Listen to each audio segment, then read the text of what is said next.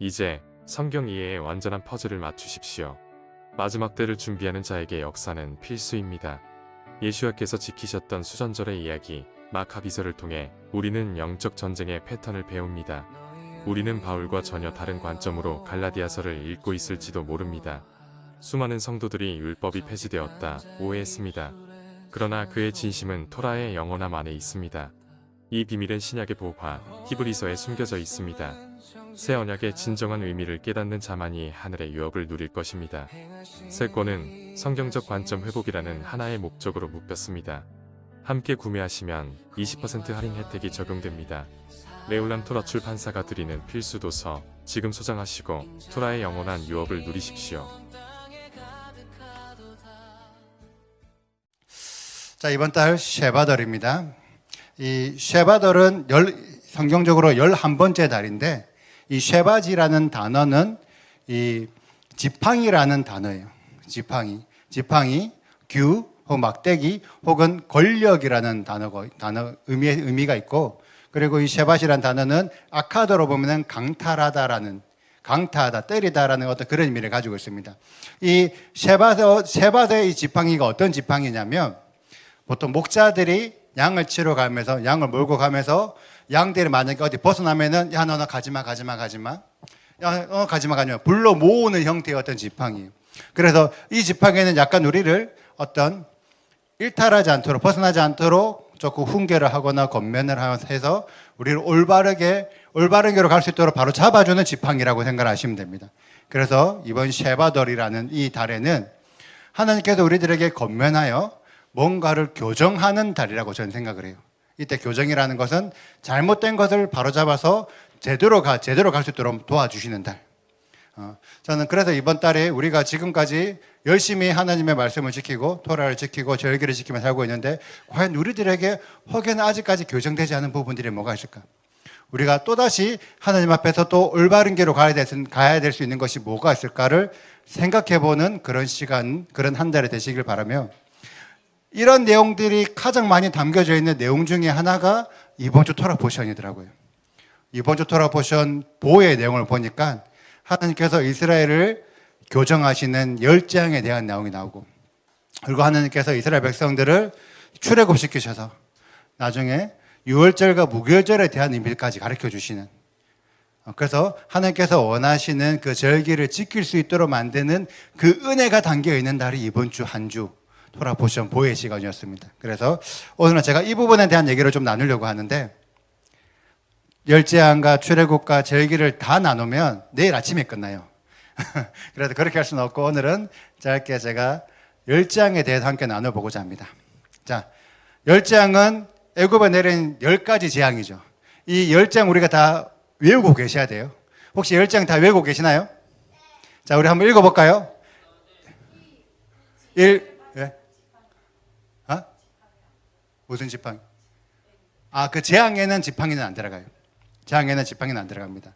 자, 첫 번째 재앙은 1피재앙, 두 번째는 개구리 재앙, 세 번째는 이재앙, 네 번째는 파리재앙, 가축 전염병 재앙, 종기 재앙, 우박 재앙, 이렇게 쭉 되는데, 암기하기 좋은 방법이 뭐냐면 빨간색 읽으면 돼요.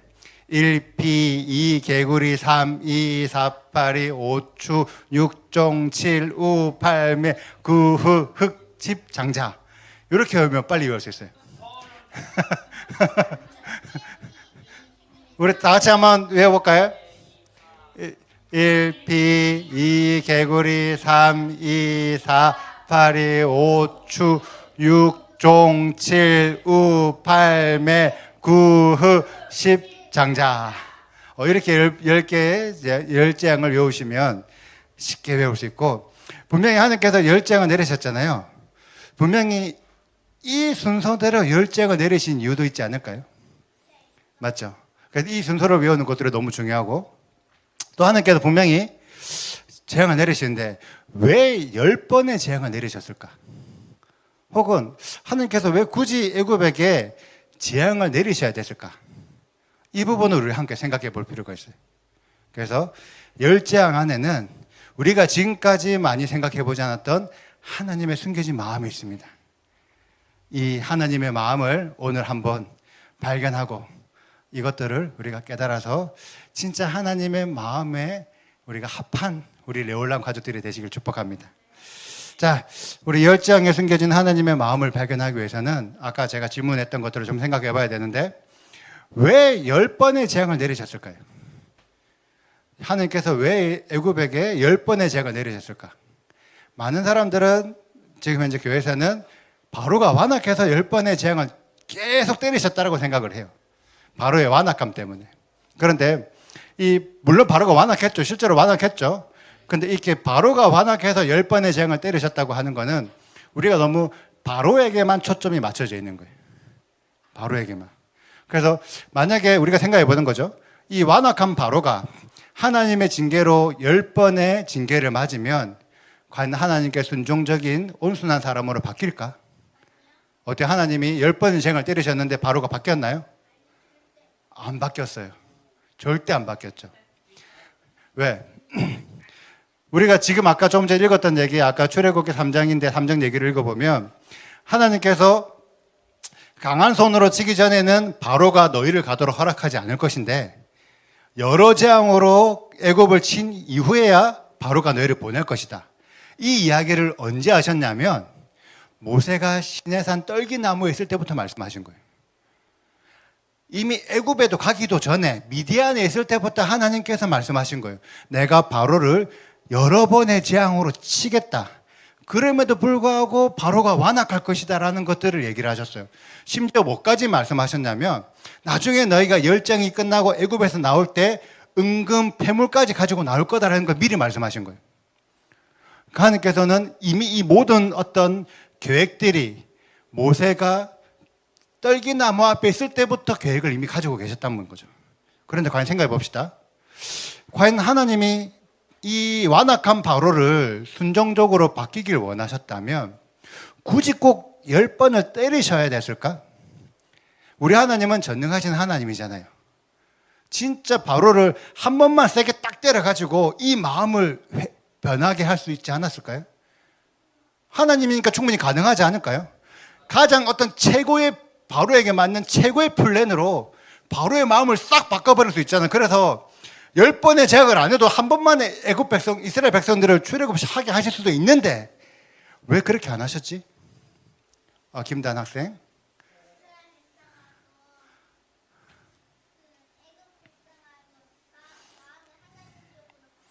아멘. 우리 9살 아이도 알고 있습니다. 왜? 하나님의 메인 목적, 하나님의 여러 가지 목적이 있겠지만 하나님의 메인 목적은 바로가 아니었던 거예요. 바로가 회심하길 원하셨으면 바로에게 가장 좋은 플랜으로 하셨겠지만 하나님의 관점은 바로가 아니었던 거예요. 그럼 하나님은 바로가 아닌 다른 뭔가의 목적을 가지고 의도적으로 일부러 10번을 때리신 거예요. 그리고 의도적으로 일부러 딱 그 순서대로 때리신 거예요. 그럼 이제 하나님의 이 의도가 뭔지를 우리가 생각을 해봐야 되는데 우리가 지금까지 수많은 사람들은 너무 바로의 관점으로 생각해서 해석했다는 거죠. 이번에는 오늘만큼은 바로의 관점으로 해석하지 말고 하나님이 이 무슨 의도로 무슨 목적으로 열장을 하셨지라는 걸 생각을 해봅시다. 근데 이렇게 생각하기 위해서는 우리는 먼저 하나님의 목적이 뭔지를 알고 있어야 되겠죠. 하나님의 목적. 자, 우리가 하나님의 목적을 알아야 재앙을 내리신 이유를 알 수 있는데 성경에 기록된 하나님의 목적 여러 가지 목적이 있겠지만 제가 중요한 3가지를 한번 뽑아봤어요. 뽑아보니까 출애굽기 5장에서 하나님께서 말씀하신 게 내 백성들이 광야에서 내 앞에서 절기를 지킬 것이라. 하나님은 열재앙을 통해서 내 백성들이 절기를 지키기를 원하셨어요. 그리고 6장에 보면 이스라엘 자손들에게 말하기로는 여러 가지 어떤 열장의 경험들을 통해서 나는 너희의 하나님이 될 것이고 너희는 내가 너희의 하나님 여호와인 줄 너희가 알게 될 것이다. 이스라엘 백성들이 알아라. 내가 여호와인 걸 알아라. 그 목적으로 하나님께서 열재앙을 때리신 거예요. 10번의 재앙을. 그리고 이 7장에 보면 이스라엘 백성들만 아는 게 아니라 애굽 사람들도 여호와인 줄 알게 하겠다. 하나님께서는 이 세 목적으로 이 10장의 사건을 의도적으로 계획하셔서 일부러 그 순서대로 하셨다는 거죠. 그래서 조금 목적을 정리해 보면 하나님은 이스라엘과 애굽 모두가 여호와인 줄 알아서 모두가 여호와의 절기를 지키기를 원하시는 거예요. 왜? 이스라엘만 하나님의 백성이 아니라 애굽조차도 하나님의 백성이기 때문이죠. 그래서 그 모든 백성들이 여호와의 절기를 지키기를 원하시더라. 이 관점, 이 목적을 우리가 알아야 10장을 제대로 이해할 수 있습니다. 그래서 이 목적으로 우리가 이제 하나님의 10장을 해석을 해볼 건데, 우리가 이 10장을 어떻게, 어떤 방법으로 해석하는지도 너무 중요하겠죠. 그래서 제가 샘플을 한번 갖고 와봤어요. 샘플. 자, 혹시 이 중에서 삼국지를 모르시는 분 계실까요? 삼국지 다 알죠? 자, 삼국지를 어떻게 읽어야지, 어떻게 배워야지 가장 제대로 이해할 수 있을까? 자, 원래 삼국지는 옛날에 중국 그 책이었죠. 책에 글자로 삼국지를 읽는 것과 요즘에 보면은 그림으로 되어 있는 삼국지 책이 많아요. 그림으로 만화로 삼국지를 배우는 것과 요즘에 또 영화도 많이 나오죠. 영화로 삼국지를 배우는 것과 대신에 이때 영화는 최대한 각색되지 않은 삼국지 내용을 그대로 영화로 만들었을 때를 전제하는 겁니다. 또는 요즘에 삼국지에 대한 게임도 많아요. 게임으로 삼국지를 배우는 것과 이 1번, 2번, 3번, 4번 중에서 어떻게 삼국지를 배워야지 가장 쉽고 재밌고 삼국지를 가장 깊게 제대로 배울 수 있을까요? 아마도 영화를 보는 게. 왜? 예를 들어 생각해봐요. 지금 관우랑 어떤 장수가 싸우고 있는데 책으로 보면 관우가 누구랑 싸웠는데 관우가 이겼다. 이 내용이 끝이잖아. 맞죠? 그런데 만화로 보면 어떻게 돼 있어요? 챙 관우가 이겼다. 뭐 이런 느낌으로 끝나잖아요. 그러니까 조금 더 디테일하게 들어간다는 거지. 근데 영화로 보면 어때요? 호호호호호 하면서 몇 분 동안 싸우는 내용이 나온다는 거지.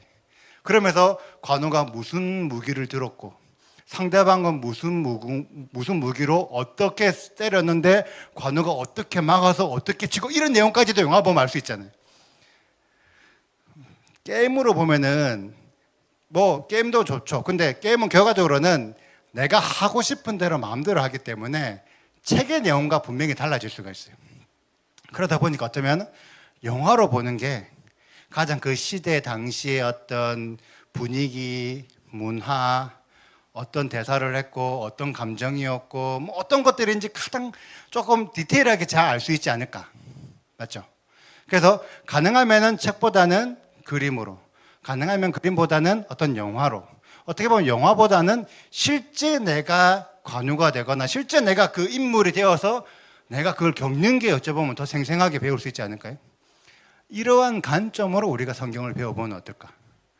이러한 관점으로 우리가 성경을 해보면 어쩌면 성경은 지금까지 대부분 사람들이 성경을 글자로 읽었지만 성경을 만약에 만화로 조금 디테일하게 조금 꾸며서 생각을 해본다든지 혹은 더 나아가서 영화로 더 생생하게 성경의 내용을 생각해 본다든지 혹은 내가 실제 그 인물이 되어가지고 내 앞에서 실제 그런 일들이 벌어지고 있다고 생각해 보면 아마 성경의 내용들을 조금 더 구체적으로 훨씬 더 구체적으로 더 제대로 이해할 수 있지 않을까. 단 내 마음대로 왜곡시키지 않는다는 전제 안에서 성경에 기록되어 있는 내용의 근거로 해서 조금 더 구체적으로 했을 때 아마 성경을 조금 더 깊게 훨씬 더 많은 부분의 어떤 내용들을 발견할 수 있지 않을까라고 저는 생각해요. 이런 관점으로 10장을 해석해 보자는 거죠. 이러한 관점으로. 단순하게 글로만 해석하는 거냐 하는 것이 아니라 실제로 10장이 일어나는 그 가운데 과연 어떤 일들이 있었고 사람들이 어떻게 어떤 의미, 어떤 마음이 변했고 아무튼 이런 관점으로 조금 생각을 해봅시다. 접근한 방법이. 자, 먼저 첫 번째 재앙은 피재앙이에요. 피재앙. 모세가 이제 지팡이를 바로를 만난 다음에 지팡이를 탁 드니까 나일 강물이 피로 변했어요. 새빨갛게 피로 변한 거예요.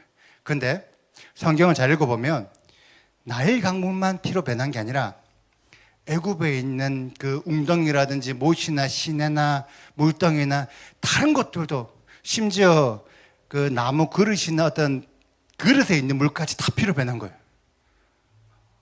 전부 다 피로 변했어. 그러면 무슨 문제가 생겨요? 마실 물이 없잖아.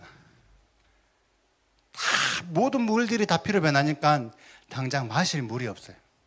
마실 물이 없어지는 그 딱 상황이 되었을 때 바로는 어떤 반응을 보였나?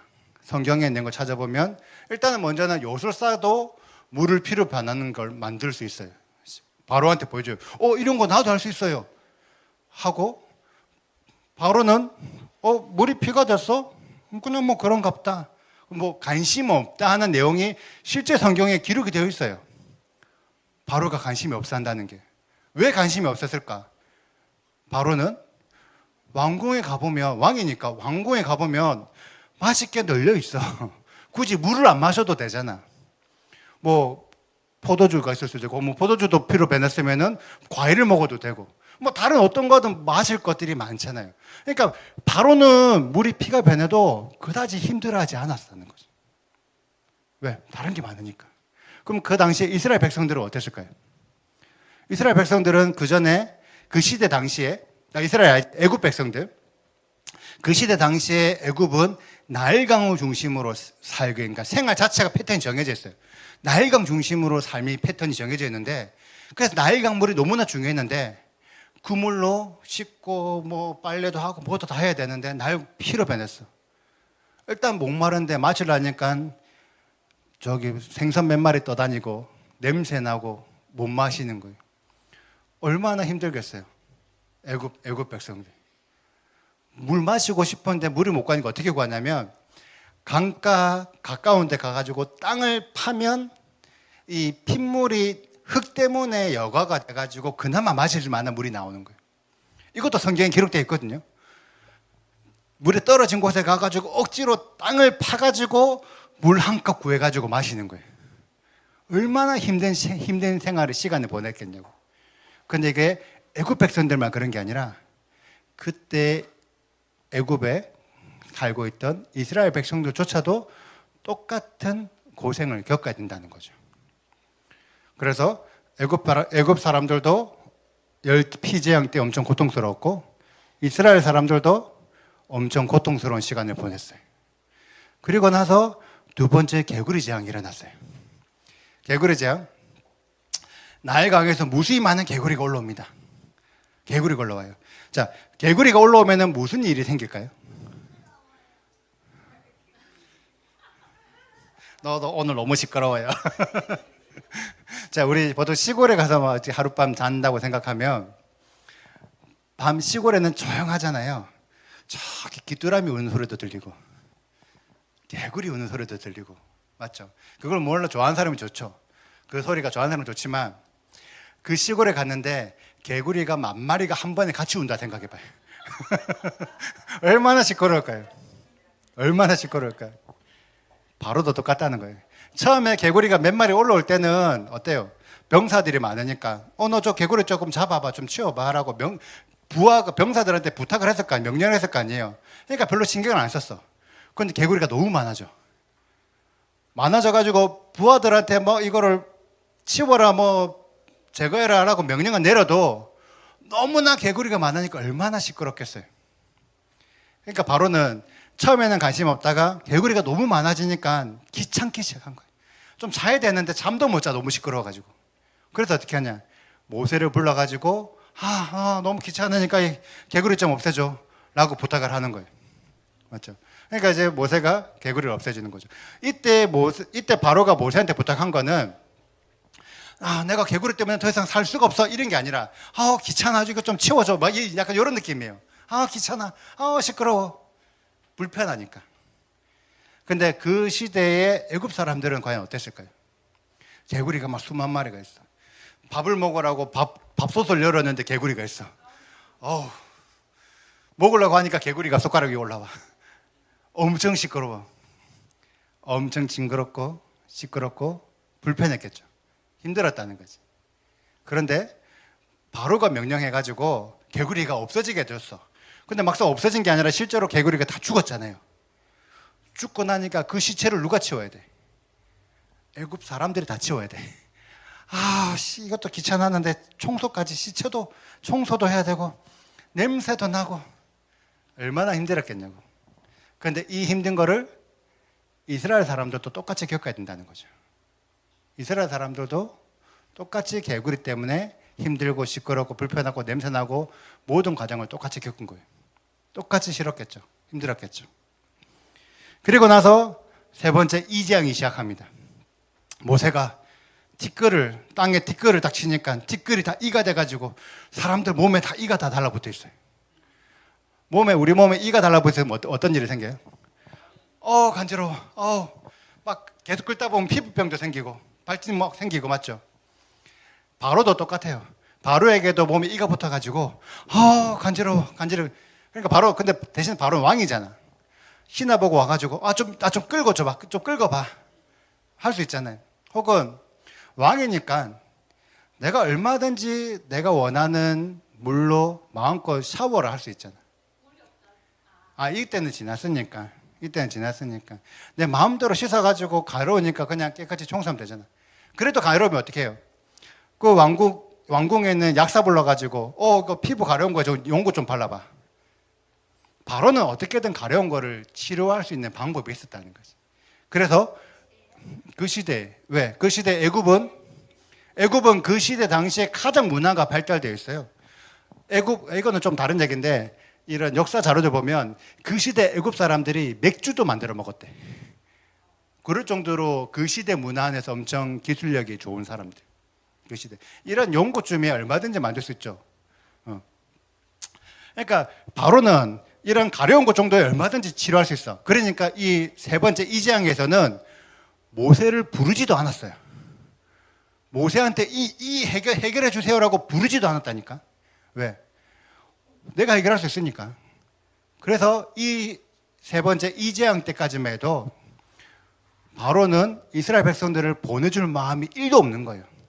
보내줄 마음 제로. 그런데 그 당시에 애굽 백성들은 과연 어땠을까요? 온몸 막 이가 달라붙어 있어요. 끌고도 계속 간지러워. 그 시대 과연 애굽 사람들이 자기 마음대로 막 샤워를 하고 막 내가 필요하면 용고를 바르고 할 수 있었을까요? 힘들다는 거지. 고스란히 그 가렵고 힘든 것들을 다 겪어야 돼요. 이스라엘 사람도 마찬가지인 거죠. 그 시대 당시에 용고가 어디 있어? 좋은 왕이나 귀족들만 용고를 바르지. 엄청 힘든 시간을 겪었다는 거죠. 그래서 이 첫 번째부터 세 번째 재앙은 애굽 사람들과 이스라엘이 모두 겪어야 되는 고통이었어요. 이 첫 번째, 세 번째 이 재앙을 겪으면서 바로의 반응은 어땠냐면, 조금 귀찮지, 불편하지. 그래도 나는 왕이니까 나는 괜찮은 거예요. 내가 내 부하들 시켜가지고 어떻게 해결할 수도 있고 약을 써도 되고 어떻게 하다니까 불편하지만 충분히 나는 괜찮아, 참을 수 있어. 그렇기 때문에 이스라엘을 보내줄 마음이 1도 없는 거예요. 그럴 필요가 없지. 내가 충분히 해결할 수 있으니까. 근데 그 당시에 애굽 사람들은 어떠냐면 첫 번째, 두 번째, 세 번째 재앙 동안 계속 불편한 거예요. 너무 힘들어. 그럼 사람이 힘들면 어떻게 돼요? 원망을 하게 되잖아. 원망. 누굴 원망해? 저 이스라엘 사람들의 그 믿는 그 신, 그 이상한 나쁜 신 나를 힘들게 하네. 그 신을 원망할 거 아니에요. 근데 그 신을 원망하는데 곰곰이 생각해 보니까 나는 어차피 그 신을 안 믿어서 내가 재앙을 받았다고 쳐. 근데 저 이스라엘 백성들은 그 신을 믿잖아. 근데 그 신을 믿는 그 백성들도 똑같은 고통을 다 겪고 있네. 내가 믿는 애굽 신은 최소한 그 신을 믿고 있는 나를 괴롭히지 않는데 저 이스라엘 신은 자기를 믿고 있는 이스라엘 백성들을 괴롭히는 이상한 신인 거예요. 너무 이상한 신인 거지. 애굽 사람들의 입장에서. 그럼 이스라엘 사람들의 입장에서는 어땠을까요? 엄청 고통스러우니까 그들 중에서도 분명히 하나님을 원망하는 사람이 나오겠죠. 이들이 왜 원망해? 나 하나님 믿고 있잖아요. 나 하나님 믿고 있는데 왜 나를 이렇게 힘들게 만들어요? 안 믿어서 힘들면 납득이라도 되지. 믿고 있는데 힘들게 만드는데. 하나님 너무 원망스럽습니다. 이게 어찌 보면은 상당수 사람들의 반응이 아니었을까요? 하지만 그 중에서도 어떤 일부의 사람들은 진짜 모세가 말했는데 그 말한 대로 그대로 다 이루어지네. 근데 이건 아무리 봐도 모세가 한 건 아닌 것 같고 진짜 하나님이 한 건 맞는 것 같아. 모세가 말한 대로 그대로 이루시는 하나님. 이 하나님 너무 대단하면서도 두려우면서도 저절로 하나님을 경외하게 되는 거예요. 하나님 너무 대단하신 분입니다. 너무 무서워서 내가 하나님을 안 믿을 수가 없겠네요. 라는 어떤 그런 반응이 나타날 거란. 이스라엘 사회 안에서 하나님을 원망하는 자들과 하나님을 경외하는 자들로 나누어지게 될 거예요. 자, 이런 입장에서 우리가 생각해 봅시다. 첫 번째부터 세 번째 재앙은 애굽 사람들과 이스라엘 사람들 모두에게 재앙이었어요. 힘들었어요. 그런데 이 재앙을 바로는 어때요? 바로는 전혀 안 불편했다고. 바로에게는 재앙이 아니었다는 거죠. 분명히 바로가 완악해서 열재앙을 내렸는데 바로에게는 전혀 재앙이 아니야. 백성들만 힘든 거지. 그럼 하나님이 내가 바로를 힘들게 하려고 열재앙을 세 번째 재앙까지 내렸는데 내 계획이 좀 미스인 것 같은데 내가 좀 잘못한 것 같네. 이렇게 생각하셨을까요? 그건 아니라는 거지. 하나님께서 분명히 어떤 목적을 가지고 의도적으로 일부러 첫 번째, 두 번째, 세 번째 재앙을 내리신 거예요. 이 의도가 어떤 의도냐? 네 번째 재앙 때부터 이 의도가 드러납니다. 그래서 네 번째 재앙인 파리 재앙이 시작되었어요. 애굽 온 땅에 파리떼가 드글드글드글해. 파리떼가 드글드글하면 근데 드글드글한데 고센 땅은 이때부터 하나님께서 고센 땅을 구별하시기 시작한 거예요. 고센 땅은 파리가 한 마리도 없는 거예요. 자, 지금 레올람에 파리가 한 마리 날아다녀요. 어때요? 신경 쓰이잖아. 말씀 좀 들었는데 막 내 앞에서 파리가 지나가. 잡을 수도 없고. 그런데 이 레올람 안에 파리가 100마리가 있다며. 이거는 장로님 파리 좀 잡아주세요. 근데 이 파리가 만 마리가 있다며. 그게 애굽의 상황인 거예요. 그게 애굽의 상황이라고. 그러니까 바로의 입장에서 어때요? 이 파리 재앙. 너무 불편해. 내 앞에 눈앞에서 막 파리가 날아다니는 것도 괜찮은데 내 얼굴에 달라붙어 있어. 밥을 먹는데 내 숟가락에 파리가 달라붙어 있어. 얼마나 불편하겠어요. 불편하고 산만하고 잠도 잘 못 자겠고 엄청 불편하다는 거지. 왕궁 안에 파리들이 많으니까. 그래서 어때요? 모세를 불러가지고 도저히 불편해서 못 살겠다. 제발 좀 파리 좀 없애도 부탁을 한다는 거죠. 불편하니까. 하지만 이때 뭘 제안하냐? 그래, 내가 부탁을 하니까 네 원하는 건 들어줄 텐데 대신에 밖에 나가지 말고 애굽 안에서 제사 지내. 바로가 그 제안을 한 거예요.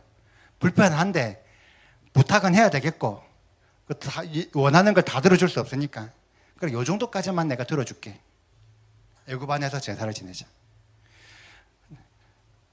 그 당시에 애굽 사람들은 파리 재앙 때 파리 때를 보면서 어떤 생각을 하게 됐을까요? 너무 불편해. 너무 힘들어. 이거 너무 힘들어. 똑같이 고생하는 거예요.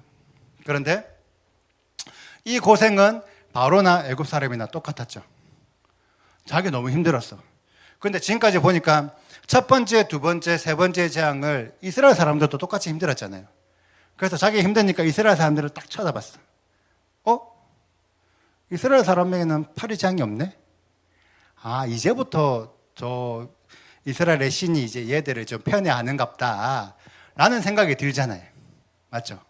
그 전까지는 같이 고생했던 이스라엘 사람들이 이제부터는 그래, 너 좀 편하겠네? 좀 부럽네? 그냥 좀 부럽다 정도. 근데 부럽지만 내가 굳이 애굽 땅에서 이스라엘 사람들이 있는 고센 땅으로 갈 필요가 있어요? 부러운 건 부러운 거고 내가 굳이 애굽에서 고센 땅으로 갈 필요가 없어. 애굽 땅에는 내 집도 있지, 직장도 있지, 돈도 있지, 밭도 있지. 내 할 것 천지인데 그걸 내버려 두고 고센 땅에 왜 가? 갈 필요가 없지. 그냥 그래, 너 좀 조금 부럽네? 딱 요 정도까지. 애굽으로 고센 땅으로 갈 필요가 없는 거지. 그리고 그 당시에 이제 아까 세 번째 재앙까지 겪으면서 여호와를 원망하는 사람들도 있었고 여호와를 경외하는 사람들도 있었어요. 여호와를 원망하는 사람들 중에서 어떤 일부는 어쩌면은 하나님이 싫기 때문에 고센 땅 밖에 나가 있었지 않을까요? 혹은 내가 애굽 사람들과의 어떤 뭔가 관계 때문에 내가 고센 땅 안에서만 사는 게 아니라 애굽 사람들과 뭔가 비즈니스 때문에 고센 땅 밖에 있는 사람들도 분명히 있었지 않았을까요? 맞죠? 근데 그들에게는 파리 재앙이 찾아왔어요, 안 찾아왔어요? 찾아왔잖아. 그들은 파리 때문에 불편한 거예요. 그런데 여호와를 경외하는 사람들, 어떤 자기 조상들의 하나님께서 말씀하셨던 그 고센 땅, 요셉이 지정해준 그 고센 땅을 경외하는 자들은 죽거나 사나 고센 땅 안에 있으려고 했겠죠. 그런데 내가 고센 땅 안에 있다 보니까 어때요? 아무 일 없어. 그러면은 이 모습을 본 고센 땅 밖에 있는 사람들은 나도 고센 땅 안으로 들어가야 되나? 내가 고센 땅 밖에 있으니까 저 파리 재앙 때문에 힘들었는데 고센 땅 안에 있으니까 평안하네. 내가 고센 땅 안으로 좀 옮겨볼까? 왜? 어떤 사람이 고센 땅 밖에 있다 할지라도 자기 친척들은 다 고센 땅 안에 있을 거 아니에요. 그러니까 고센 땅 안으로 되돌아올 수가 있는 거예요. 그래서 이 여호와를 원망해서 고센 땅 밖에 있는 사람들은 어쩌면은 파리 재앙을 겪으면서 고센 땅 안으로 다시 이동할 수가 있는 거예요. 이스라엘 백성들 사이에서. 그래서 파리 재앙을 겪게 된 애국과 이스라엘 사람들 어떤 심리 변화가 일어나는데 어떻게 변화됐냐면 바로는 네 번째 재앙까지 겪으면서도 상당히 불편했지만 불편한 건 불편한 거고 내가 이스라엘 백성들을 보내줄 필요가 없는 거예요. 그러니까 첫 번째부터 네 번째까지 바로의 마음은 조금도 변하지 않았어요. 그리고 애굽 사람들도 처음에 첫 번째부터 네 번째까지 재앙을 겪으면서 엄청 고통스러웠어. 힘들어서 이스라엘의 그 이상한 신을 원망은 하겠지만 내가 굳이 애굽에서 고센 땅으로 이동할 필요는 없는 거예요. 그렇죠? 그런데 이스라엘 사람들은 어때요? 내가 처음에 애굽 사람들과의 관계 때문이든 어떻게든 내가 고센 땅 밖으로 떠나 있다가 혹은 여호와로 하나님을 원망하고 있다가 내가 파리 재앙을 겪으면서 내가 고센 땅 밖에 있으니까 이렇게 힘드네. 나도 다른 사람처럼 고센 땅 안으로 들어가면 좀 편하겠네. 라고 하면서 고센 땅 밖에 있는 사람들 사이에서 내가 고센 땅으로 되돌아가야겠다는 어떤 회심하는 마음이 일어나지 않을까요? 그래서 고센 땅 안으로 들어오는. 그리고 고센 땅 안에 있던 사람들은 내가 첫 번째부터 세 번째 재앙까지는 힘들었는데 그래도 내가 하나님을 잘 믿고 있다 보니까 그래도 역시 하나님은 우리를 지켜주시고 우리를 보호해 주시네. 어떤 그런 하나님에 대한 어떤 믿음이 생기지 않을까요? 자, 우리에게 파리가 많아진다고 해서 무슨 피해가 일어나죠? 불편할 뿐이지 파리 때문에 피해를 보진 않아요. 무슨 피해를 봐? 그러니까 더럽고 불편한 거는 내 감정인 거지 실제로 파리 때문에 피해를 보진 않는다는 거지. 어떻게 보면은 하나님의 관점에서 이 네 번째 파리 재앙을 주셨던 거는 바로나 애굽 사람들은 조금 더 변하지 않았어요. 그런데 이스라엘 사람들은 이 파리 재앙 때문에 내가 고센 땅 안으로 들어가야 되겠다는 생각을 들게끔 뭔가 변화의 뭔가 계기를 만들어주는 거죠. 그래서 다른 피해를 주지 않는 아주 가벼운 재앙일 수도 있는 거예요. 그냥 목적이 뭐냐? 고센 땅 밖에 있는 이스라엘 사람들을 고센 땅 안으로 불러 모으기 위한 목적의 가벼운 재앙, 다른 피해를 주지 않는 파리 재앙은 저는 개인적으로 그런 재앙이라고 생각합니다.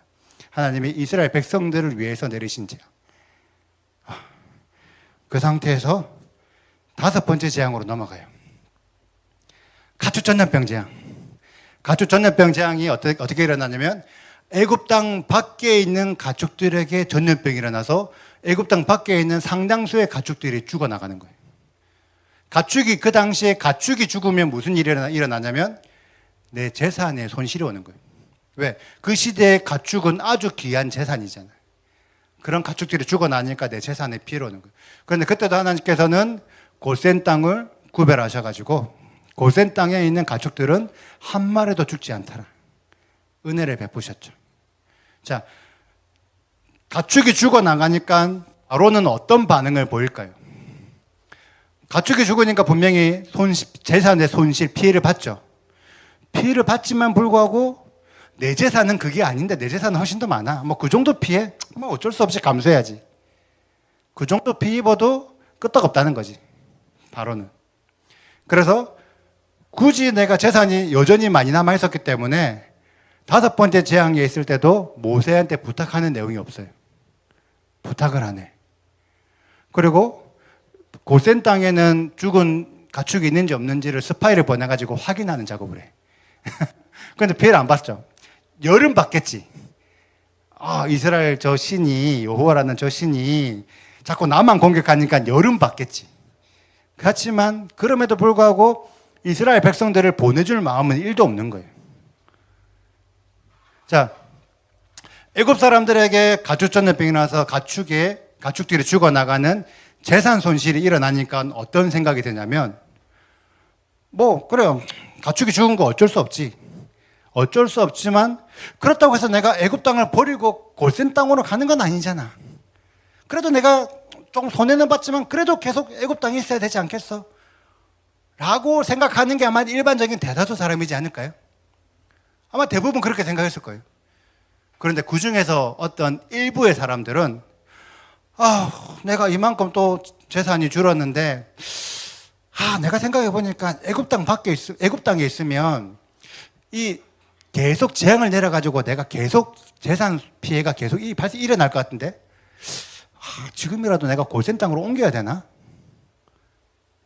모든 사람은 아니지만 어떤 일부의 사람들은 추가적인 피해를 막기 위해서 고센 땅으로 이동하지 않을까요? 추가적인 피해를 없어서. 그래서 일부의 사람들은 고센 땅으로 이동하게 됩니다. 그리고 이스라엘 사람들은 어떤 일이 일어났냐면, 여호와를 경외하는 사람들 입장에서는 어차피 고센 땅에 있었으니까 가축 재앙을 안 겪잖아요. 전혀 피해를 본 게 없어. 내가 하나님을 잘 믿어서 고센 땅에 있으니까 역시 하나님 우리 지켜주시네. 내가 하나님을 믿었던 그 믿음에 확신을 가지게 되죠. 그리고 여호와를 처음에 원망했던 사람들이 고센 땅 밖에 있다가 고센 땅 안으로 들어오니까 역시 하나님이 나한테 재산 손실을 발생시키지 않았어. 하나님이 나를 지켜주셨어. 이제부터라도 내가 좀 하나님을 믿어볼까? 내가 지금까지 하나님 원망했지만 이제부터 내가 좀 하나님 제대로 믿어볼까? 약간 이런 마음이 들지 않을까요? 그래서 이 사람들은 어쩌면 믿음의 단계로 들어오는 거예요. 믿음의 단계로. 그런데 이런 일이 있음에도 불구하고 여전히 애굽 땅에 있어야 된다는 사람들은 그 애굽에 대한 어떤 애국심이 강한 사람들 아닐까요? 그래도 애굽이지. 애굽이지. 이런 사람들 아닐까요? 어떤 애굽에 대한 믿음이 조금 단단한 사람들이라고 우리는 이해할 수 있어요. 이런 상황에서 하나님께서 그 다음 6번째 재앙을 내리셨어요. 6번째 재앙은 종기재앙입니다. 자, 가축 전염병이랑 종기재앙은 질병인 건 비슷해요. 질병은 비슷하지만 5번째 재앙은 가축에 포커스를 맞춘 재앙.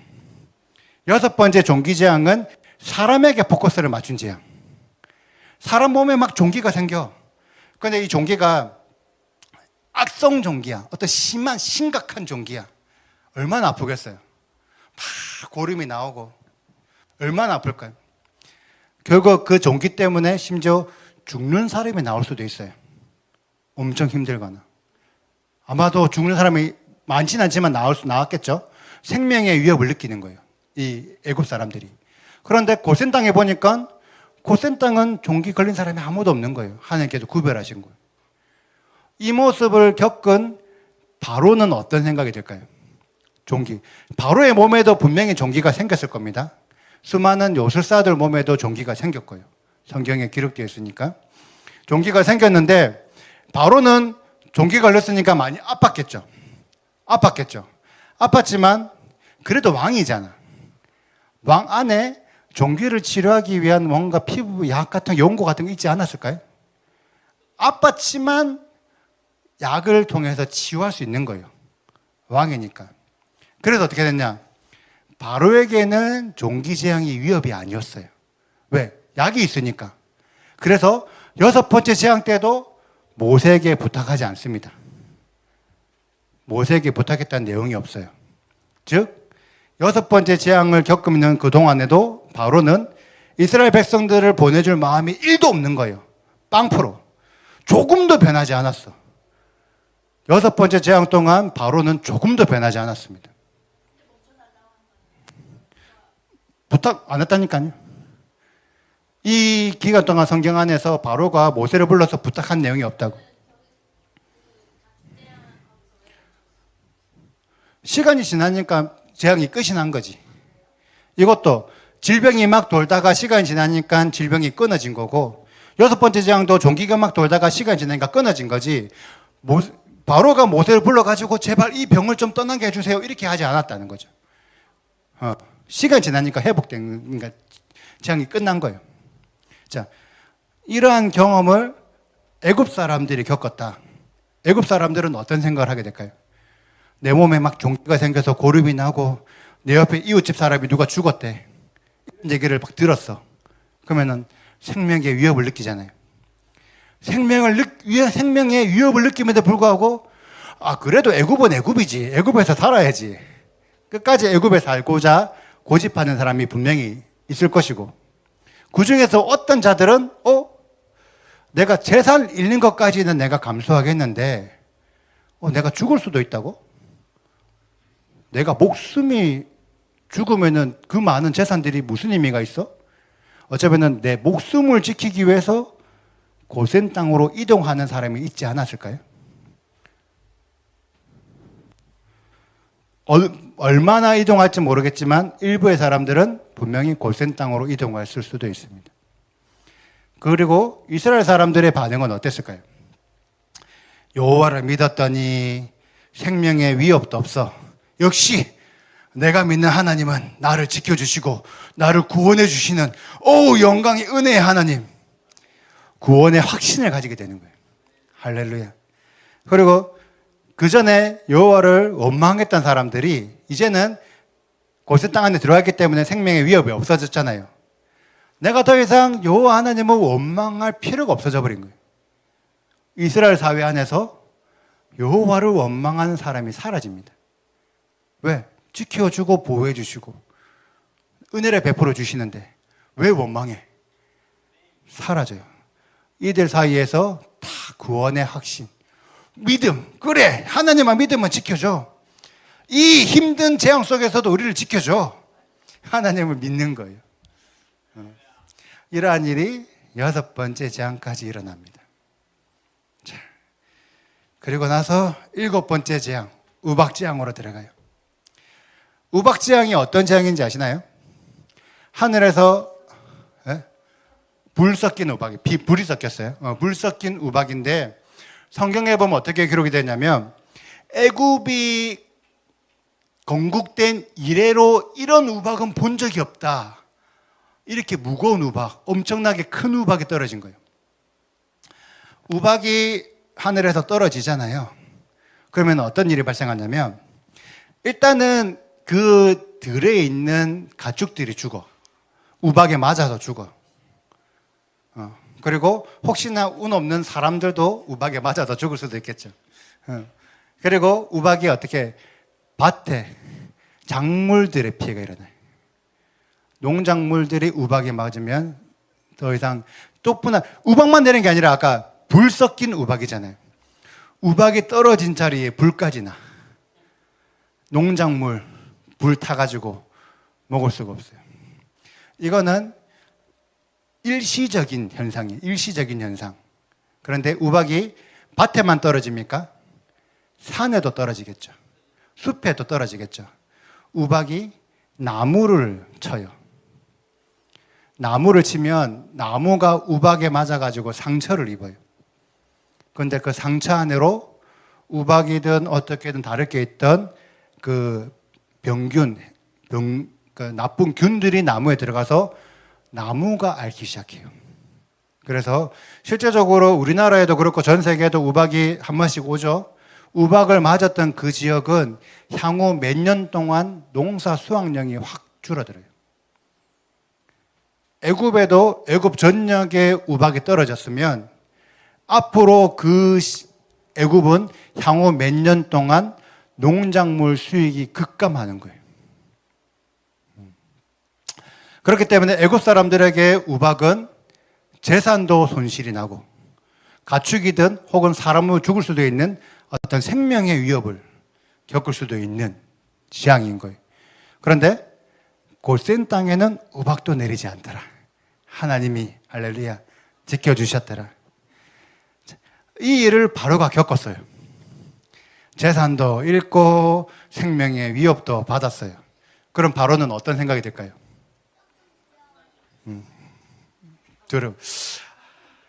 내가 그 전까지 내가 돈 잃은 거는 내가 그래도 어떻게든 감수하겠는데 돈을 앞으로 더 잃어야 돼? 내가 지금 잔고가 얼마나 남았지? 근데 내 목숨까지 죽을 수도 있다고? 두려워지기 시작하는 거예요. 두려운 거예요. 그래서 비로소 그때 모세를 불러가지고 모세야 내가 잘못했다라고 자기의 잘못을 인정하기 시작합니다. 모세를 불러요. 모세를 부르는데 이때는 이스라엘 백성들을 보낼 마음이 한 30% 정도는 올라가지 않았을까. 6번째 재앙까지는 보낼 마음이 1도 없는 제로. 7번째 재앙부터는 한번 생각해볼까 한 30% 정도. 바로의 생각이 조금 변하기 시작합니다. 애굽 사람들은 어떤 반응이 일어날까요? 재산도 잃어, 생명의 위협도 받아. 내가 계속 애굽에 있어야 돼? 고센 땅으로 가니까 내 옆집 사람들 얼마 전에 고센 땅 갔는데 고센 땅 간 이 사람은 피해 안 입었던데. 맞죠? 나도 고센 땅으로 이동해야 될까? 어떤 심각한 고민을 하게 되겠죠. 그럼에도 불구하고 내가 애굽에 있어야지 애굽 사람인데 라고 하는 사람은 완악한 사람인 거죠. 이 애굽에 계속 있으면 어떤 마음이 들까요? 이스라엘의 그 신이 다음에는 무슨 재앙으로 날 칠까? 두렵고 걱정하고 그럼에도 불구하고 난 애굽을 지켜야지라고 하는 어떤 완악한 자들만 남아있게 되는 거예요. 어떤 자들은 내가 재산도 잃었고 생명의 위협도 받았으면 이제는 그래 고센 땅 가자 라고 해서 일부의 사람들은 고센 땅으로 이동하겠죠. 그리고 이스라엘 사람들은 이 우박재앙을 겪으면서 어떤 생각을 하게 될까요? 그래 내가 고센 땅에 있으니까 재산도 피해 없고 생명도 안전하고 역시 우리 하나님 최고예요. 역시 우리 하나님 여호와밖에 없지. 하나님만 믿게 되는 거예요. 원망하는 사람들이 아무도 없어졌고 오직 여호와 하나님만 믿어야지라고 하는 사람들이 생기는 거예요. 이런 내용들이 성경에 기록이 되어 있어요. 성경에 기록되어 있어서 9장에 보면은 바로가 자신의 잘못을 고백을 합니다. 고백을 하지만 이스라엘을 포기할 정도는 아니에요. 왜? 30%밖에 안 되니까. 그리고 계속 애굽에 남아있는 사람들은 계속 불안해요. 요 10장의 내용은 8번째 메뚜기 재앙이 일어나기 전에 있었던 일인데 메뚜기 재앙이 일어나기 전이니까 7번째 우박 재앙을 겪은 이후에 이 애굽 사람들의 반응이에요. 왕은 아직도 애굽이 망한 줄 알지 못하나이까? 우리 애굽 망했습니다. 걱정, 근심, 불안, 두려움. 애굽에 남아있는 사람들은. 그런데 7번째 재앙이 일어나기 전에 모세가 이미 알려줬거든요. 우박 재앙이 있을 거니까 들에나 밖에 가축들 두지 말고 다 집 안으로 들여 넣어라. 이 모세의 말을 들었던 사람들은 종들과 사람과 가축을 집으로 피하여 들여서 피해를 입지 않았지만 모세가 했던 그 여호와의 말씀을 마음에 두지 않는 사람들은 그대로 두어서 그대로 피해를 입게 되는 거예요.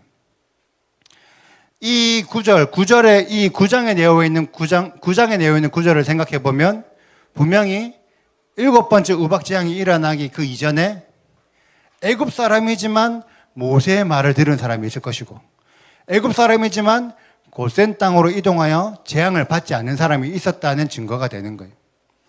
5번째, 6번째, 7번째 재앙을 겪으면서 애굽 사람들이 서서히 모세의 말씀을 듣는 사람이 생기기 시작한 거예요. 서서히 고센 땅으로 이동한 사람이 생기기 시작한 거예요. 성경이 이것을 증거해 주고 있습니다. 그런데 이 7번째 재앙은 실제적으로 10재앙 안에서 너무나 중요한 터닝 포인트예요. 왜 터닝 포인트냐? 바로의 완악함이 조금씩 무너지기 시작했어. 6번째 재앙까지는 보낼 마음 제로, 7번째 재앙부터는 보낼 마음 30%. 조금 변하기 시작했어요. 그런데 더 터닝 포인트는, 더 큰 터닝 포인트는 7번째 재앙쯤 되면 이제 고센 땅으로 넘어올 사람들은 웬만큼 넘어왔어. 7번째 재앙을 겪고도 애굽에 붙어 있어서 고센 땅으로 안 넘어온 사람들은 이제 넘어올 마음이 없는 사람들이에요. 완악해서. 정확하게 애굽 안에서도 갈리게 된 거예요. 이제 이 7번째 재앙을 겪고 난 이후에 애굽에 남아있는 사람들은 여호와의 명령을 안 듣기로 작정한 사람들이라는 거지. 터닝 포인트. 이런 상황이 7번째 재앙까지 진행되고 그 다음에 8번째 메뚜기 재앙이 시작됩니다. 자, 메뚜기 재앙은 우박 재앙으로 엄청난 피해를 입었는데 그 중에서도 남아있는 뭔가가 있었어. 그 남아있는 거를 메뚜기 떼가 와가지고 싹쓸이 해가는 거예요. 그래서 메뚜기 재앙은 싹쓸이 재앙이에요. 싹쓸이 재앙. 설거지. 이제 남아있는 게 아무것도 없어. 그래서 실제적으로 성경에 보면 어떻게 했냐면 우박의 산으로 남아있는 그 채소들도 메뚜기가 다 먹었고 심지어 나무들까지 다 먹었어요. 나무 열매까지 없어. 메뚜기들이 다 잡아먹어서. 완전 초토화. 그리고 메뚜기들이 애굽 사람들 집에 가서 집에 있는 먹을 것까지 싹 다 먹었어요. 완전 이제 식량이 바닥난 거예요. 메뚜기 재앙은 완전한 게 이제 식량을 바닥내는 싹쓸이 재앙입니다. 이때도 고센 땅은 구별되어서 메뚜기 피해를 겪지 않았어요. 아멘, 할렐루야. 이 일을 겪었던 바로의 마음은 어땠을까? 메뚜기 재앙을 겪기 전까지는 아직까지 우리 애굽 건재해. 아직까지 우리 애굽 괜찮아. 회복할 수 있어. 그래도 이스라엘 너희들보다 강해. 그러니까 너희 신 섬기러 가는데 장정들만 가라. 어린아이는 가지 마라. 라고 약간 뭐라고 하죠? 허세 부리는 8번째 재앙을 겪기 전까지는 허세 부리다가 8번째 딱 재앙을 겪고 나니까 인정되는 거라. 이제 애굽은 죽었다. 이제 애굽은 이제는 답이 없다. 성경에 보면은 애굽이 죽음이 왔다 하면서 막 모세한테 미안하다고 사과하는 내용들이 나와요. 그 바로가 반성을 합니다. 8번째 재앙을 겪고 나서 바로가 자신의 행동을 반성하기 시작해요. 그러면 이쯤 하면은 보내줘야 되지만 그럼에도 불구하고 바로는 백성들을 보내주지 않습니다. 보내줄 마음이 한 50% 정도. 아직까지 다 보내줄 마음이 없어. 자, 이러한 일을 겪었던 애굽 사람들은 어떤 반응을 보일까요? 애굽? 이제 망했어. 내가 그렇게 사랑했던 나의 애국심으로 내가 지켰던 이 애굽 이제 망했어. 애굽 사람들한테 이제는 뭔가 소망이 없어졌어요. 왜? 당장에 먹을 게 아무것도 없거든요. 지금 대한민국이 만약에 뱅크런이 일어나고 대한민국의 모든 회사가 부도가 되고 대한민국의 모든 지금 경제가 스톱이 됐다고 생각해 봅시다. 무슨 일이 일어날까요? 대한민국의 모든 경제가 스톱이 되겠어요. 막 사람들이 어찌 보면은 사회 붕괴가 일어나는 거예요. 사람들 사이에서 약탈자가 생겨나고 다른 사람 거를 빼앗아 가지고 어떻게든 막 이제는 질서라는 것들이 다 무너지는 거지. 질서가 완전한 사회가 붕괴가 다 돼버렸어요. 사람들이 이제 미쳐고 이제 봉기하고 난리 났어요. 이런 애굽 사람들 입장에서 보니까 고센 땅은 지금까지 한 번도 재앙을 안 겪었네. 한 번도 아니지. 아무튼 아직까지 여전히 먹을 게 남아있네. 나는 지금 먹을 거 없는데 고센 땅 가볼까? 고센 땅 가서 혹시나 먹을 거를 좀 얻어먹을 수도 있고 안 주면 빼앗을 수도 있지 않을까. 그래서 애굽 사람들이 지금이라도 내가 골센 땅으로 가볼까 하는 마음이 생기기 시작하는 거예요. 근데 이 골센 땅으로 가볼까라는 거는 내가 이제 하나님한테 굴복해서 내가 순종해야지 이런 마음이 아닌 거예요. 먹을 게 없으니까 내가 어차피 지금 애굽에 있으면 나 어차피 죽어. 그러니까 골센 땅 가서 내가 어떻게든 뭔가를 조금 할까? 이런 마음이 사람들한테 생기기 시작하는 거지. 그러니까 이 이스라엘 사람들의 마음은 어때요? 자기는 알잖아. 내가 먹을 거 풍족하고 우리는 하나님께서 지켜주는 거 알잖아. 그럼에도 불구하고 이 애굽 사람들이 언제 쳐들어올지는 모르겠는 거야. 왜? 내가 먹을 게 많고 먹을 게 없다는 걸 너무 명확하게 알고 있으니까. 저기 지금 옆에 지금 애굽 땅에서 막 봉기들이 일어나고 있고 사람들이 막 지금 난리 나고 있으니까 당연히 알잖아요. 불안하기 시작하는 거예요. 이거 무슨 일이 일어날 것 같은데 불안하기 시작하는 거예요. 그런 상태에서 하나님께서 흑암재앙을 주시는 거예요. 흑암재앙을 주시면 어떤 일이 일어났냐? 3일 동안 깜깜한 흑암이 왔어요. 자, 흑암이 나는 거는 해가 안 떴다는 건 아니에요. 태양은 뜨죠. 태양은 뜨는데 어떤 몇 가지 상황으로 해서 태양이 가리워진 거예요. 가리워져서 태양빛이 더 이상 애굽 땅을 비치지 못하는 상태가 되어버렸어요. 그러면 태양이 가려지면 단순하게 어둡기만 할까요? 엄청 추워져요. 어두운 것뿐만 아니라 왜? 어두우면 초라도 켜가지고 막 찾으면 되잖아. 추워서 견딜 수 없는 거예요. 그래서 성경에 어떻게 기록되어 있냐면 사람들이 집에 박혀서 집 밖에 나오지 못하는 거예요. 너무 추워가지고. 응? 집도 집 안에도 춥죠. 그러니까 어떻게 해요? 이런 재앙을 겪으면서 바로는 이제 애굽 망했다. 이제 답이 없다. 근데 당장 먹을 게 필요하잖아. 이제는 왕궁 안에도 먹을 게 없다고. 왜? 메뚜기들이 와 다 쓸어갔으니까.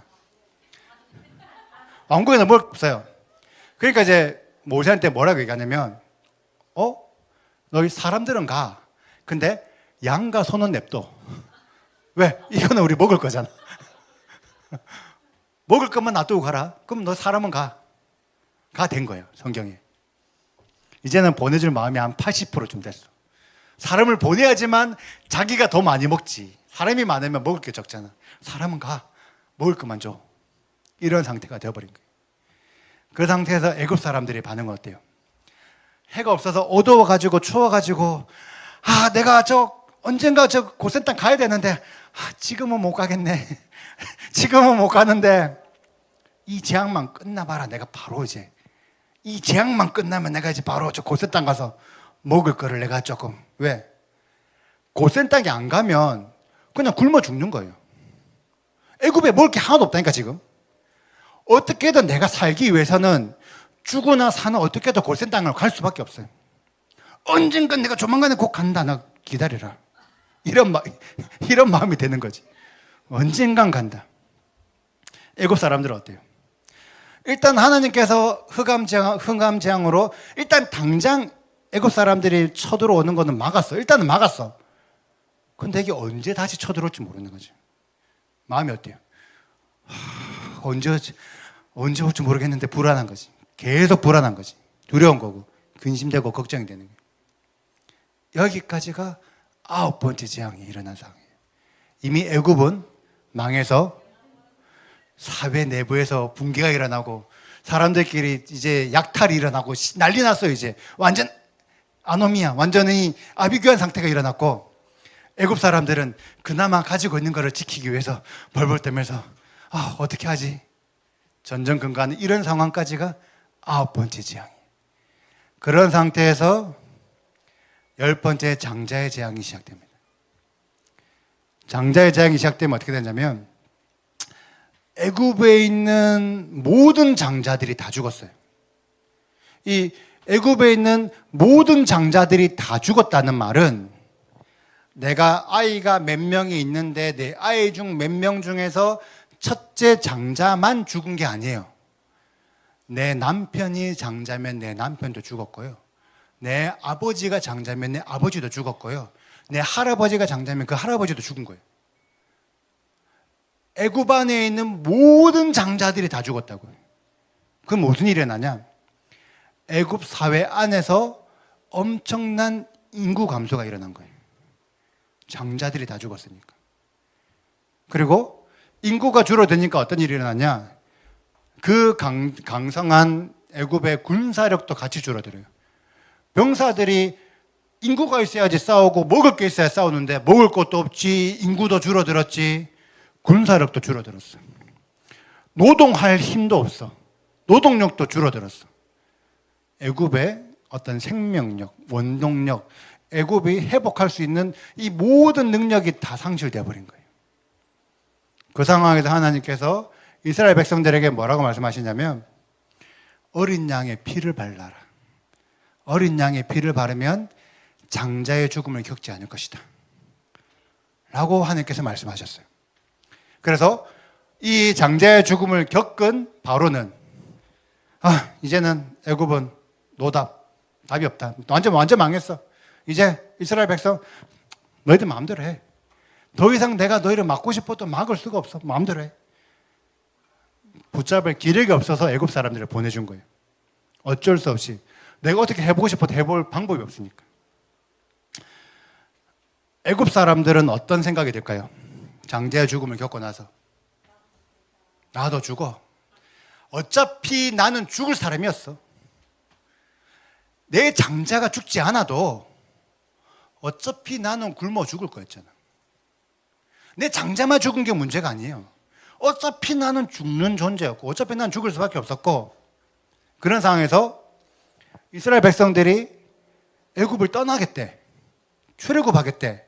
그럼 어때? 그래 빨리 나가. 빨리 나가라고요. 왜? 이스라엘 백성들이 나가야지만 자기들이 골센 땅을 차지할 수 있잖아. 골센 땅은 먹을 게 있었잖아요. 그러니까 어때요?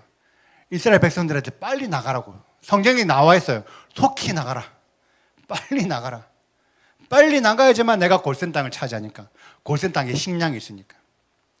이런 상태의 애굽 사람들에게는 먹을 게 중요하지 은근 패물은 중요하지 않아. 은근 파면 내가 막 금덩이가 엄청나게 많아. 무슨 의미가 있냐고, 먹을 게 없는데. 그러니까 이스라엘 백성들이 금 줘, 은근 패물 줘. 필요 없는 거 줄게. 그래서 하나님께서 이렇게 흐름이 되도록 만드신 거예요. 이스라엘 백성들은 그래 내가 고센 땅 비워줄게. 대신에 금 줘, 은 줘, 귀한 거 줘, 패물 줘. 어차피 나갈 거니까. 어차피 하나님 말씀대로 나갈 거니까. 그래서 하나님께서 처음부터 어떻게 말씀하셨냐? 너희들이 애굽을 나갈 때 은근 패물을 가지고 나가라. 하나님께 처음부터 은근 패물을 달라고 했을 때 아무 문제 없이 줄 수 있는 상태를 만들어 놓으신 거예요. 애굽 사람들이. 왜? 먹는 게 중요하지 금은 중요하지 않으니까. 이런 결과를 만들어냈는데 하나님께서 아무 이유 없이 은혜를 베풀지 않으셨어요. 마지막에 확인을 한번 하는 거예요. 내가 지금까지 고센 땅에 있는 사람들한테 재앙을 겪지 않아서 뭔가 은혜를 베풀어 줬잖아요. 이제 고센 땅에 있는 사람들한테 물어보는 거지. 너희 그 고센 땅에 있는 사람들아, 너 여호와 믿어? 너희들 여호와 하나님 믿어? 라고 테스트를 하는 거예요. 테스트. 왜? 고센 땅에는 이미 5번째 재앙, 6번째 재앙, 7번째 재앙 때 애굽 사람들이 고센으로 넘어왔잖아. 그들이 여호와 하나님을 믿는다는 보장이 없죠. 분명히 이스라엘 사람들은 여러 재앙을 겪으면서 하나님을 믿었다는 거지. 근데 그 애굽 사람들이 하나님을 믿는다는 증거가 어딨냐고. 또한 애굽 사람들 중에서도, 그러니까 이스라엘 사람들 중에서도 이미 골센 땅이 살기 좋기 때문에 골센 땅을 떠나겠다는 생각을 안 할 사람이 있잖아. 안 떠날 사람이 있잖아. 하나님께서 물어보시는 거예요. 너 여호와 믿어? 너 진짜 여호와 하나님을 믿어? 근데 뭘로 믿으셨냐? 유월절과 무교절로 그러니까 유월절과 무교절로 그들의 믿음을 확인하신 거예요. 너 여호와 진짜 믿어? 여호와를 믿으면 유월절과 무교절을 지켜. 여호와가 이 어린 양의 피를 먹고 어린 양의 피를 좌우 문설주 문인방에 바르는 걸 그 행위를 보고 내가 여호와를 믿는 줄 확인하겠다. 여호와의 절기 유월절을 지켜야지만 여호와 하나님을 믿는다는 게 증명이 돼요. 이거는 골센 땅에 살고 있다고 해서 여호와를 믿는 게 아니에요. 그런 순종적인 하나님의 명령에 순종하는 행동을 보여야만 믿는 거예요. 그래서 만약에 그 행동을 보인 자들은 그래 이제는 나랑 같이 애굽을 나가자, 출애굽하자. 그런데 그 행동이 증명되지 않은 사람들은 애굽 안에서 똑같이 장자의 죽음을 겪게 되는 거예요. 내가 어린 양을 먹더라도 애굽에 나갈 마음이 없어. 그들은 결국 하나님의 언약 안으로 못 들어가는 거예요. 자, 이렇게 해서 출애굽 인원이 성경에 보면은 이스라엘 장정만 60만 명, 싸울 수 있는 그 어른들만, 남자 어른들만 60만 명이면 할아버지, 할머니, 아이들, 아내들 이렇게 다 하면 몇 명 정도 될까? 아마 몇백만 명. 이 이스라엘 백성 그 고센 땅 안에서 출애굽하는 거예요. 그런데 성경에 보면은 이스라엘 백성들의 출애굽할 때 수많은 잡족들이 함께 나왔다고 기록되어 있거든요. 이 잡족들이 누구예요? 지금까지 우리가 얘기했던 것들을 생각해 보면 5번째, 6번째, 7번째 재앙 겪으면서 고센 땅으로 이동한 애굽 사람들인 거예요. 하나님은 뜬금없이 갑자기 자 이제 출애굽하자 해서 출애굽한 게 아니에요. 여러 과정들을 통해서 출애굽할 수밖에 없는 상황으로 몰아가시고 그 몰아가는 것을 동의해서 자기도 그 고센 땅에 있어서 그 일에 동참하는 그 애굽 사람들을 데리고 나가신 거라고. 성경은 너무나 어찌 보면은 어떤 이런 부분을 상세하게 설명할 수 있는 말씀들이 이미 다 기록이 되어 있는 거예요. 뜬금없이 수많은 잡족이 나오지 않습니다. 수많은 잡족들이 이스라엘과 함께 나오기 위해서는 그 전의 시간부터 준비가 되어야지만 나올 수가 있는 거예요. 자, 저는 이번에 이 말씀을 준비하면서 진짜 성경이 논리적이다. 그냥 이유 없이 된 게 하나도 없는 거예요. 하나님이 열장을 하시는데 진짜 그에 합당한 순서대로 그 일부러 다 계획하신 거예요. 너무나 치밀하도록. 와, 진짜 너무 놀라운데 저희 얘기가 믿기세요? 이러한 과정을 겪어서 이스라엘 백성들의 출애굽했다는 게 믿기세요? 애굽 사람들이 먹을 게 없어갖고 굶주려가지고 막 이런 얘기들이 믿기세요? 애굽 사람들이 고센 땅으로 이동했다는 게 믿기세요? 진짜 믿기세요? 저는 안 믿기는데. 저는 안 믿겨요. 네, 지금까지 교회가 그렇게 가르쳐주지 않았거든요. 지금까지 교회가 그렇게 안 가르쳐줘서 이런 생각을 할 수 있는 사람들이 많지가 않아. 그런데 이게 과연 진짜 있었던 일이냐? 우리는 확인해 봐야 되잖아요. 이게 진짜 있었던 일인지 아닌지가 확인하는 그 방법이 고센 땅이에요. 우리들이 생각하는 고센 땅은 어떤 땅인가요? 우리들이 생각하는 고센 땅. 구별된 땅. 하나님께서 이스라엘 사람들로부터 구별돼서 뭔가 조금 또 떨어진, 이스라엘 사람과 떨어진 외진 곳에 가서 살아라. 이게 고센 땅 아니에요? 맞죠? 우리들이 대부분 지금까지 생각했던 고센 땅. 실제 고센 땅이 어떤 땅일까요? 한번 봅시다. 여기가 고센 땅이에요. 지도에 보면 애굽이라는 나라가 크게 있는데 애굽의 가장 동쪽, 북쪽, 동북쪽에 있는 요 땅이 고센 땅입니다. 요 땅이 고센 땅인데 지도로 보면 요 부분 고센 땅이에요. 요 부분이 고센 땅인데 애굽을 항공사진으로 보면 여기가 나일강이 흐르고 있어요. 나일강은 물이 있기 때문에 물 중심으로 이 식물들이 있습니다. 식물들이 있어서 지금 여기가 고센 땅이에요. 애굽에서 가장 비옥한 땅이 고센 땅이에요. 가장 좋은 땅. 식물들이 가장 많은 땅. 요셉이 자신의 그 가족들, 친족들, 그러니까 자손들, 친척들한테 애굽 안에서 제일 좋은 땅을 준 거예요. 제일 좋은 땅을 줬는데 이 고센 땅이 실제 어느 정도 크기냐면 여기가 이제 이스라엘이거든요. 이스라엘 사이즈랑 비교해 보면 이스라엘의 한 절반 혹은 3분의 1 정도 크기. 이스라엘 땅의 절반 정도의 1. 우리나라 지도랑 비교하자면 한 충청남도 정도 크기. 생각보다 커요. 작지 않아요. 고센 땅이라는 땅이 작지 않아요. 지금의 이스라엘이 인구가 거의 한 800에서 1000만 정도 되거든요. 근데 그 한 절반 3분의 1 정도 사이즈니까 고센 땅에서 못해도 몇백만 명 살 수 있어요. 사이즈만 보면. 자, 이 부분이 이집트인데 이집트의 수도가 어디냐?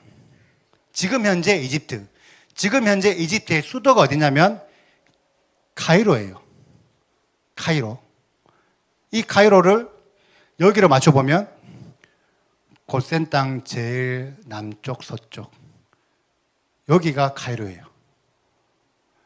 자, 이집트의 수도에 바로 옆에 붙어 있는 땅이에요. 그러면 이 고센 땅이 우리가 생각했던 이스라엘 애굽 사람들이 왕래하지 않는 외진 땅이에요? 아니요. 가장 좋은 땅, 가장 애굽의 중심에 있는 땅. 그런데 이 애굽 사람이 이 이집트 상에서 어떻게 살았냐면, 지금도 어떻게 살고 있냐면, 이 애굽에는 나일강이 제일 중요해요. 왜? 나일강에 이렇게 식물들이 자라기 때문에. 그래서 이집트 사람들은 이 나일강을 중심으로 살고 있어요. 이게 지금 현재 이집트에서 사람들이 사는 인구 밀집도예요. 딴 데는 광야고 막 사막이고 이런 쪽에 사람이 거의 살 수가 없어. 많이 살지 않아요. 나일강 중심으로 사람들이 모여서 살고 있어요. 지금 카이로 있잖아요. 지금 현재 이집트의 전체 인구가 한 1억 명 정도 되거든요. 1억 명 정도 되는데 요 카이로라는 수도에만 3,200만 명이 살고 있어요. 카이로라는 이 수도에만 대한민국의 절반 인구가 살고 있다고. 요 지역만. 여기가 엄청 인구 가밀한 지역.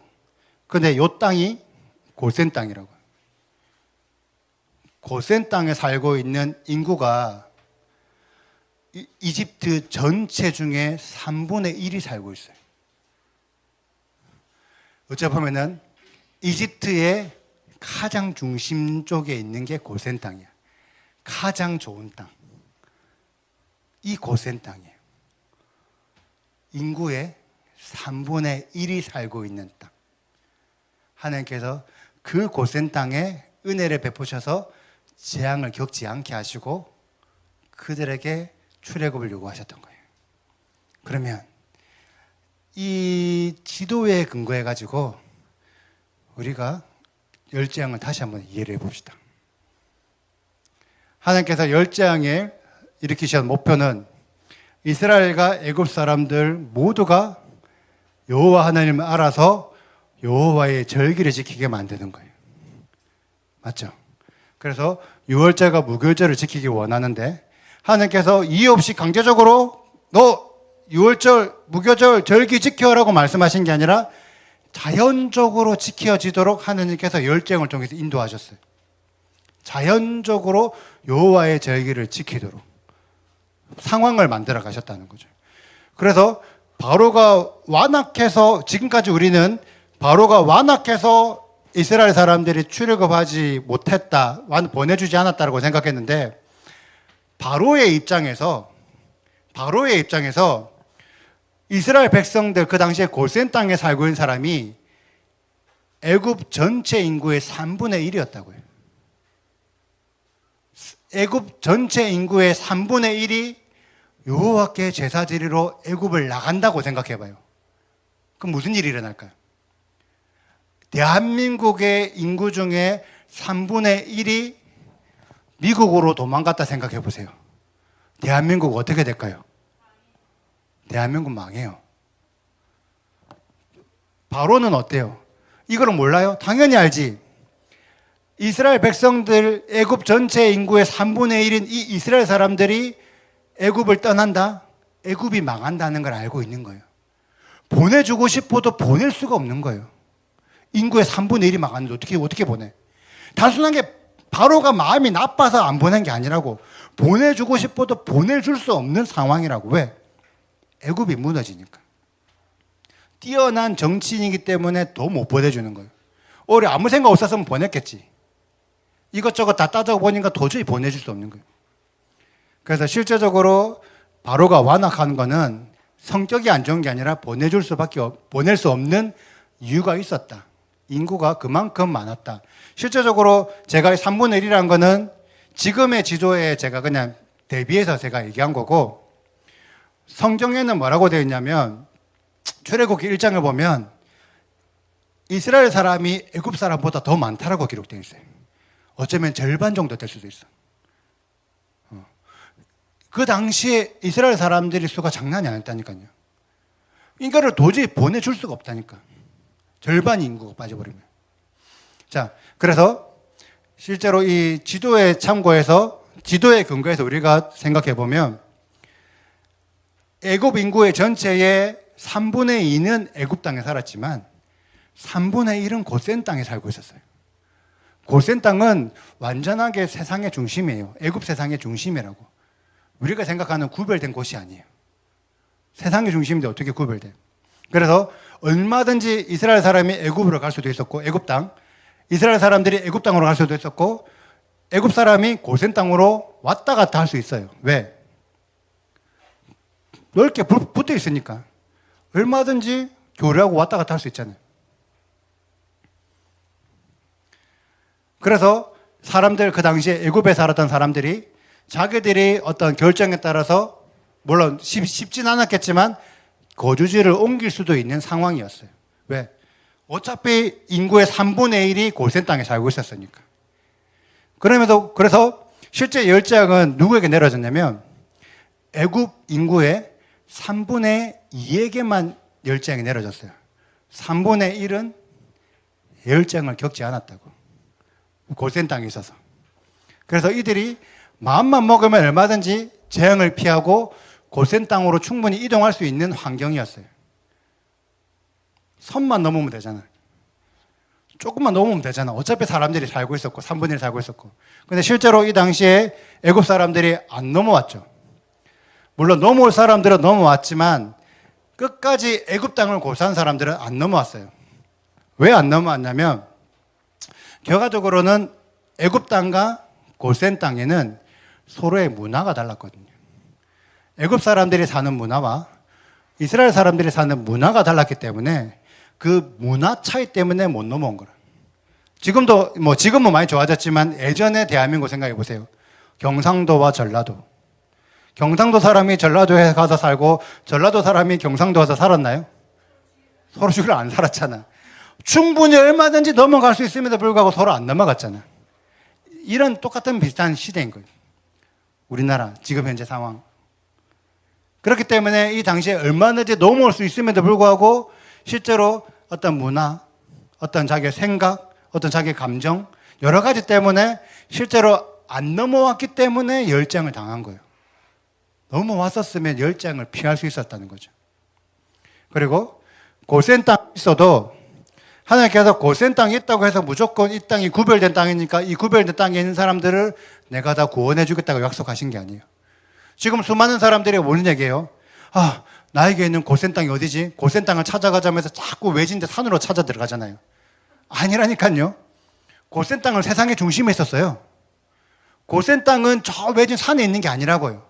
세상의 중심에 있는데 이 고센 땅은 어떤 땅이냐? 하나님께서 명령하시는 그 명령을 지키는 문화가 있는 땅이에요. 그래서 고센 땅에 내가 살고 있어도 하나님의 말씀을 지키는 그 문화 안에 들어있지 않으면 내 장자는 똑같이 죽는 거예요. 내가 세상 중심에 있으면서 하나님의 말씀을 지키는 문화 안에 포함되어 있어야지만 그 땅이 고센 땅이 되는 거예요. 이 세상에 살면서도 하나님의 말씀을 지키는, 특별히 여호와의 절기를 지키는 문화 안에 있어야지만 그곳이 고센 땅이 되는 거예요. 순종, 구별과 순종. 자, 우리가 생각했던 열장과 실제 고센 땅을 생각하고 열장을 바라보면 실제 열장은 우리가 생각했던 거와는 달라요. 이스라엘 사람들, 애굽 사람들 얼마든지 열장을 피할 수 있었어요. 그럼에도 불구하고 자기들이 안 피한 거예요. 안 피했기 때문에 결과적으로 엄청나게 많은 사람들이 죽게 되었습니다. 이 일이 성경에 기록되어 있는 마지막과 연결되어 있다고 우리는 이해하셔야 돼요. 성경에 기록되어 있는 10장의 과정은 마지막 때 7년 대환란의 과정과 서로 연결되어 있어요. 10장에 일어났던 그 패턴이 7년 대환란에도 동일하게 일어난다고 저는 생각합니다. 그래서 우리가 10장을 제대로 알고 있어야지만 마지막에 있을 7년 대환란 때 어떻게 해야지 우리가 하나님 안에서 생명을 얻을 수 있는지 방법을 알게 돼요. 그런데 이러한 관점으로 만약에 생각을 해보잖아요. 이러한 관점으로 생각을 해보면 무슨 일이 일어나냐면 하나님께서 10번의 재앙을 주셨지만 그 10번의 재앙하는 그 가운데서 애굽 땅에서 고센 땅으로 넘어오는 사람도 있었지만 못 넘어온 사람들도 있었죠. 그리고 하나님께서 넘어온 거를 허락하는 시간도 있었지만 넘어오지 못하도록 막는 시간도 있었어요. 이게 요한계시록에 보면 어떻게 풀어져 있냐면 하나님께서 여러 재앙을 치셨어요.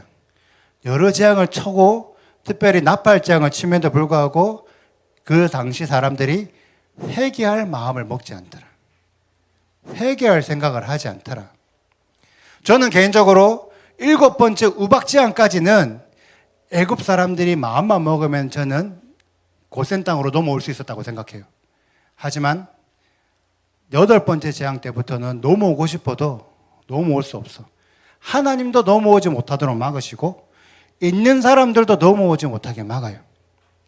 그래서 성경에 나와 있는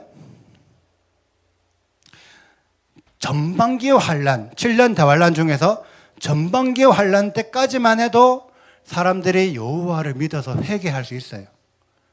하지만 전반기 환란이 끝나고 나서 후반기 환란이 들어가면 이들에게는 더 이상 회개가 일어나지 않습니다. 그들은 이제는 회개를 하지 않고 적그리스도가 세워져서 그 적그리스도를 믿고 따르게 되는 거예요. 이거를 지금의 우리들에게 접목해 봅시다. 지금의 우리들에게. 하나님께서 우리들에게 여호와의 절기를 지키라고 말씀하시고 이 절기를 이스라엘 사람들과 애굽 사람들 모두에게 지킬 걸 요구하세요. 그런데 절기를 지키기 위해서는 먼저 고센 땅에 들어가서 고센에서 하나님의 말씀을 지키는 그 문화를 알아야 돼요. 그 문화 안에 들어가야지만 여호와의 절기가 어떤지 알 수 있잖아요. 그게 지금 우리들한테는 토라였잖아요. 우리가 토라 몰랐을 때 절기 지켰어요? 토라를 아니까 절기를 지키잖아. 근데 문제는 뭐냐면 토라를 배워서 절기를 지킬 수 있는 그 시간이 정해져 있다는 거예요. 그 시간이 지나면 토라를 알아도 절기를 못 지키고 토라를 알 생각 자체를 안 하게 돼요. 지금 많은 사람들이 어떻게 생각해? 마지막 때 예수님께서 오시면, 예수님이 오시면 그때 제대로 믿으면 되지. 그때는 이미 믿고 싶어도 믿을 수가 없어. 지금 우리들에게 열장으로 해서 뭘 기회를 주시는 거예요. 지금 토라를 배워. 지금 절기를 지킬 마음을 먹어. 지금 옮겨. 지금 고센 땅으로 가야지만 할 수 있다고. 지금 못 가면 나중에 가고 싶어도 못 간다고요. 이게 10장에서 우리한테 말씀하신다니까요. 모든 애국 사람들 구원해 주는 게 아니라고. 지금 수많은 토라를 말하고 있는 사람들 말만 하지 안 지키잖아. 근데 하나님께서 마지막 때는 뭘 봐요? 고센 땅에 사냐 안 사냐를 보는 게 아니라 순종의 행동을 했냐 안 했냐로 보는 거예요. 수많은 토라를 지키더라도 행동하지 않는 자들은 장대의 죽음을 겪을 수밖에 없는 거예요. 지금 우리들에게 하나님께서 말씀하시는 거예요. 너희들 지금 토라를 지켜서 여호와의 절기를 지키고 있어? 진짜 지키고 있어? 행동으로 보여줘. 삶에서 행동으로 보여줘. 그게 고센 땅이야. 이 일이 마지막 때 분명히 똑같이 일어난다고 성경은 기록되어 있어요. 7년 대환란에서. 이 내용을 진짜 분명하게 깨닫는 우리 모두가 되시길 축복합니다. 오늘은 감사합니다.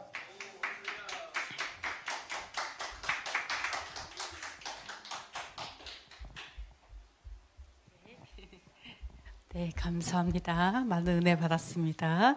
네, 고맙습니다. 네, 이 시간에는 우리 기도하고 마치도록 하겠습니다. 열재앙을 통해 드러내신 하나님의 뜻과 목적을 바로 깨닫게 하소서. 바로의 완악함이 아니라 말씀 앞에 즉시 반응하는 마음을 주소서. 재앙 속에서도 하나님을 알게 하시려는 긍휼을 보게 하소서.